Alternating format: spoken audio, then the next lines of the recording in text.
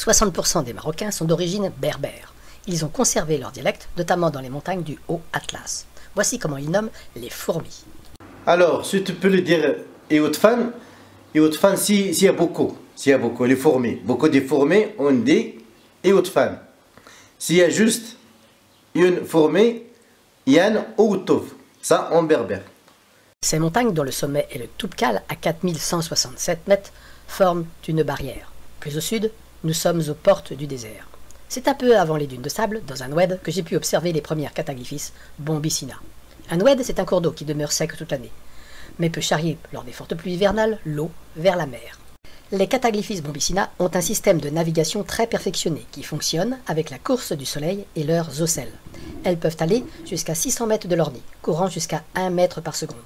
Elles sont capables de résister à des chaleurs de 50, peut-être même 60 degrés, ce que aucun autre animal ne peut faire. C'est grâce à leurs poils, ce qui leur a valu le nom de Bombicina, du latin robe de soie. La fourmi argentée saharienne, tel est son nom vernaculaire, est adaptée à supporter la chaleur. Elle profite de la situation pour prospecter en plein soleil, en quête de nourriture composée d'insectes grillés. Ses pattes touchent le sol seulement 7 millisecondes. Les nids sont dans le sable, qui a priori sont peu stables. Mais si on creuse rapidement, c'est à la fois plus frais et plus dense. L'entrée est un simple trou qui mène à une galerie de 30 à 40 cm. On y trouve alors une première petite salle. Sur mon passage début mai, il y avait encore des princesses dans les nids, mais l'essentiel des essaimages s'effectue en avril. Là, on peut voir une princesse qui montre le bout de ses mandibules. Le choix de sortir en plein soleil leur permet d'éviter les prédateurs. On rencontre la nuit des reptiles notamment. Au cours de leur déplacement, ces fourmis réalisent des pauses afin d'évacuer le surplus de chaleur, un comportement appelé calling off. Elles courent 1 mètre, puis s'arrêtent. Ainsi de suite, ce n'est jamais continu. Aux heures les plus chaudes, ces arrêts peuvent représenter près de 70% du temps de déplacement. Cette espèce possède une caste d'ouvrières polymorphes et une caste de soldats monomorphes. Les ouvrières donc avec les plus grandes et les plus petites. La reine et les soldats sont généralement situés dans les parties les plus profondes du nid. La reine s'accouple de 5 à 7 fois sur cette partie de l'oued au nord de Ouarzazate.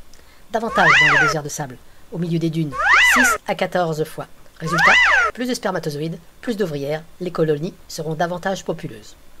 Contrairement à la plupart des autres espèces du genre, Cataglyphis bombicina possède de grands soldats, caractérisés par les mandibules en forme de sabre. Dans les colonies matures, les soldats ne représentent que de 1 à 2% des effectifs. Il y en a peu. Les soldats semblent avoir une fonction de défense, avec leurs mandibules spécialisées, et de stockage de la nourriture, avec leur gros abdomen. Les poils maintenant. Cataglyphis bombicina possède une pilosité argentée. Cela vient de la forme de ses poils, des soies pour parler correctement. Les poils chez nous, comme chez les animaux, sont ronds. Voici des photos que j'ai prises avec un microscope à balayage électronique.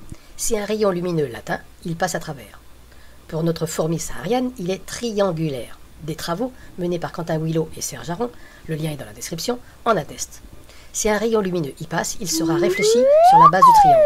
Cela donne un effet miroitant, d'où cette couleur blanche sur le corps. Ainsi, cela lui permet de supporter de très hautes températures. Il y a décidément toujours à apprendre des fourmis.